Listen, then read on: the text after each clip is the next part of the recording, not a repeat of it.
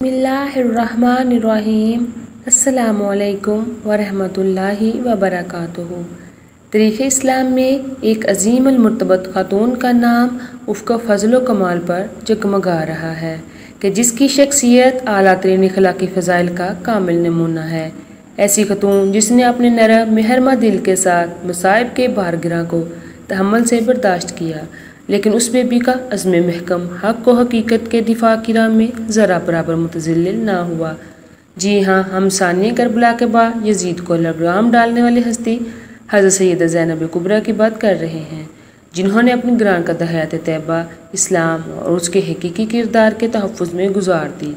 सलाम हो उस बाअज़मत खतून पर कि जिसने अपने खुतबों से अपने दौर में नाइंसाफ़ी की बुनियादों को हलाक कर रख दिया। हज़रत ज़ैनब सलामुल्लाह अलैहा के मकाम मदफ़न और वफ़ा शहादत के सिलसिले में मुख्तलिफ़ रवायात मिलती हैं, जिसे आज की वीडियो में मुस्नद हवालों से ज़िक्र किया जाएगा। हज़रत ज़ैनब को रसूलुल्लाह सल्लल्लाहु अलैहि वसल्लम की ज़ियारत करने और उनसे सीखने का मौका भी मिला। जब वो 7 साल की थी तो उनके नाना मोहम्मद सल्लल्लाहु अलैहि वसल्लम ने अपने खालिक़ हकीकी से जा मिले।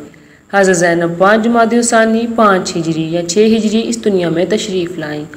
हज़रत ज़ैनब एक रवायत के मुताबिक आपकी विलादत बासादत शबान 6 हिजरी के इब्तदाई दिनों में हुई। हज़रत ज़ैनब के वालिद गिरामी अमीरुल मोमिनीन हज़रत अली और आपकी वालिदा माजिदा सय्यदतुन निसाउल आलमीन हज़रत फ़ातिमा सलामुल्लाह अलैहा हैं।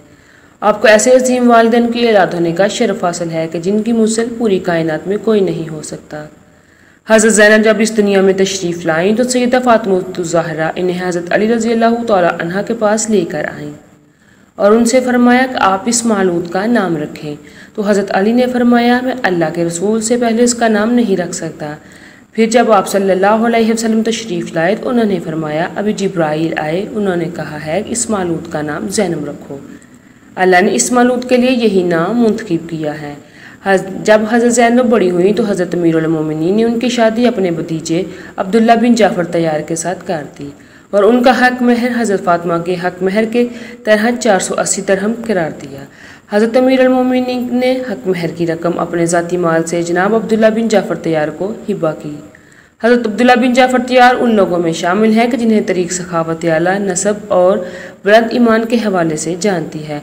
वह ज़्यादा सखावत की वजह से लोग आपको बहरुल जूद के लक़ब से याद करते। रवायात के मुताबिक हज़रत ज़ैनब की औलाद दर्ज झैल है, जनाब अली, जनाब आन, जनाब अब्बास, जनाब उम्मे कुलसूम। हज़रत ज़ैनब के बेटे जनाब अली को तारीख़ में ज़ैनबी के नाम से याद किया जाता है। खुदा ने उन्हें कसीर औलाद अता की, उनकी नस्ल अब तक बाकी है। जबकि हज़रत आन करबला के मैदान में इमाम हुसैन अलैहिस्सलाम इस्लाम की नुसरत करते हुए शहीद हुए और हज़रत इमाम हुसैन अलैहिस्सलाम की कब्र अक़दस के साथ ही गंजे शुहदा में दफन हुए। हज़रत ज़ैनब ने ऐसे पाक तहर घराने में परवरिश पाई कि जिसमें ज़िक्र खुदा अपने रूज व मिराज की मनाज़िलों को छूता और साले माल अपने दैगियों के हक़ को पाते, जिसमें हज़रत अली के इल्म व हिकमत की सरपरस्ती हो, जहाँ सैयदा फ़ातिमा के लुत्फ़ व करम का साया रहता हो, जहाँ जमाना ने जन्नत के सिरदारों की हर वक़्त मजलिस नसीब होती हो। ऐसे अजीम घर में तरबियत व परवरिश पाने वाली शख्सियत का हक़ यही है कि वो हर कमाल के आला तरीन मरातब पर फ़ायज़ हो। यही वजह है कि हज़रत ज़ैनब में वो तमाम आला सफ़ात कमाल और फ़ज़ाइल पाए जाते हैं कि जिनकी नज़ीर किसी भी खतून में मिलना नामुमकिन। इन्हीं फ़ज़ाइल और मुनाकबत की वजह से आपको सैयदुल सुगरा, अकीला बिन हाशिम, मोसिका, आरिफ़ा, कामिला, आबदा, आले अली और बहुत से दूसरे अलक़ाबात से याद किया जाता है। इसमें कोई मुबालगा नहीं है कि बहन भाई का जो अजीम ताल्लुक़ हज़रत इमाम हुसैन और ज़ैनब के दरमियान मौजूद था, ना तो ऐसा ताल्लुक़ तारीख़ में पहले किसी बहन भाई में था और ना ही क़यामत तक किसी भाई बहन में होगा। और ऐसा हो भी क्यों ना, क्योंकि दोनों ने एक ही गोश में परवरिश पाई और दोनों एक ही शजर की 2 शाखें हैं। रवायत में है कि हज़रत ज़ैनब इस दुनिया में आने के बाद एक दिन हज़रत फ़ातिमा ज़हरा अपने बाबा रसूल खुदा सल्लल्लाहु अलैहि वसल्लम के पास गईं और उनसे फरमाया, ऐ मेरे बाबा जान, मैं ज़ैनब एक अजीज़ चीज़ मुलाक़ता करती हूँ।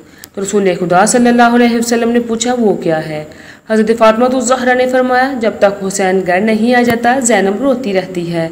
जब हुसैन घर आ जाता है तो ज़ैनब अपने भाई हुसैन की तरफ रुख कर लेती है और देर तक अपने भाई को देखती रहती है।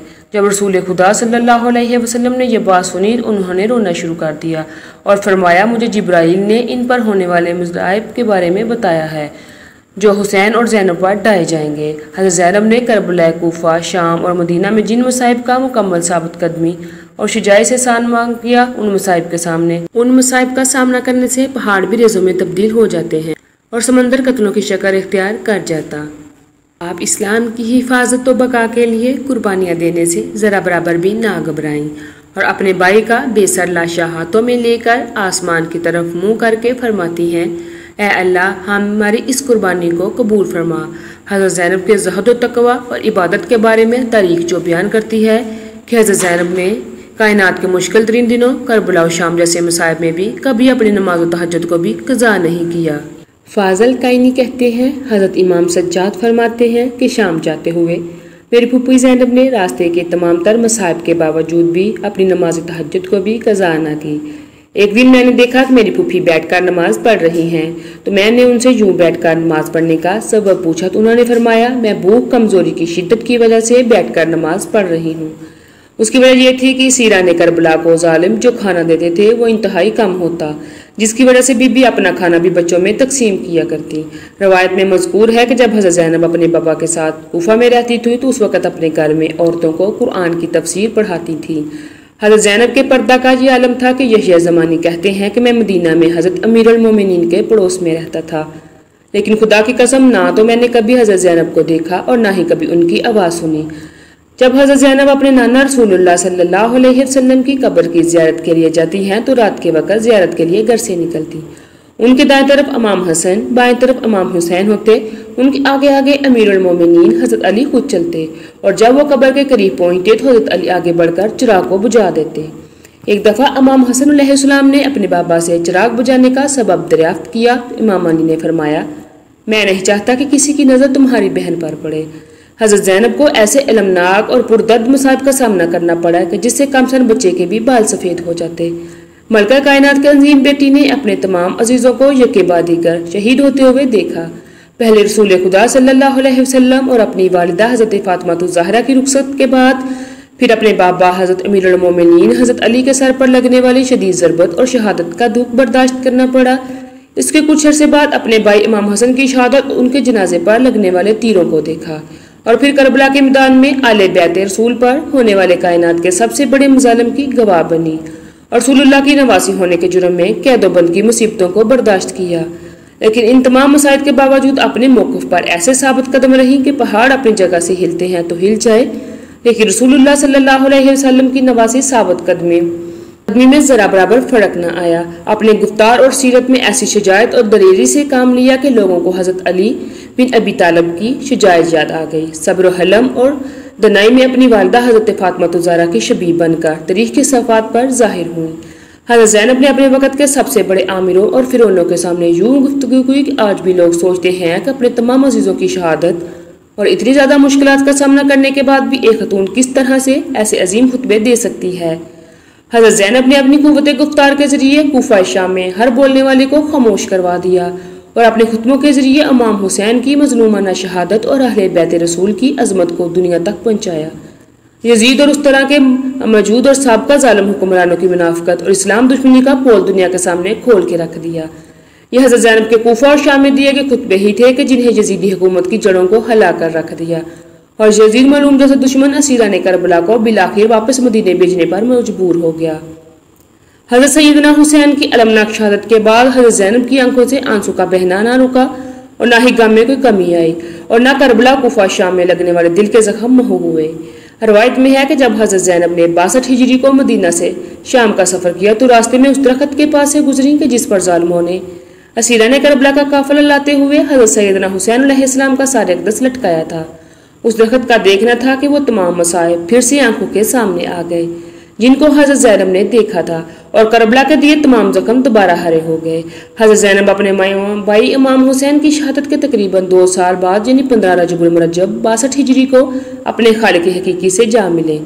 आप ही कब्र के बारे में बहुत से कवि और मजबूत रवायत यही है कि करबला से मदीना पहुंचने के बाद कुछ ही अरसे बाद आपने वहां के क्याम किया और फिर मुहर्रम 62 हिजरी में आपने फिर से अपने भाई इमाम हुसैन अलैहिस्सलाम के मिशन को दुनिया आलम में फैलाने के लिए इस वक़्त के दारुल खला दमिश्क का रुख किया। यजीद को जब आपकी दमिश्क में मौजूदगी और यह पता चला कि सैयदना ज़ैनब यजीद के खिलाफ अवाम उन्नास की औरतों को खुतबे दे रही हैं तो उसने आपको जहर दिलवा कर शहीद किया। जबकि कुछ रवायात में आया है कि आपको महल में नजरबंद किया गया जहां पर आपकी वफात हुई।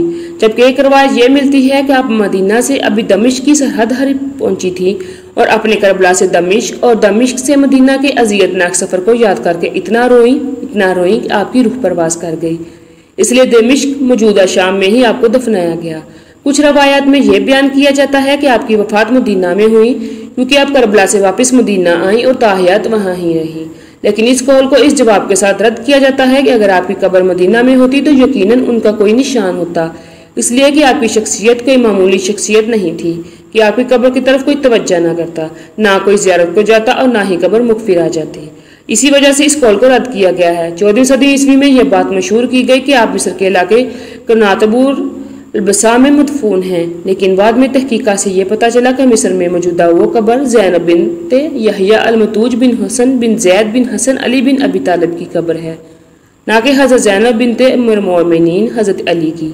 अल्लाह हम सबको अहले बैत का बुग़्ज़ रखने वालों से दूर रखे और बरोज़े क़यामत हमारा ठिकाना भी वहाँ हो जहाँ सैयदना ज़ैनब सलामुल्लाह अलैहा हैं। अल्लाह पाक हमारी नस्लों को रसूलुल्लाह सल्लल्लाहु अलैहि वसल्लम और उनकी आल की सच्ची गुलामी नसीब फरमा दे। आमीन।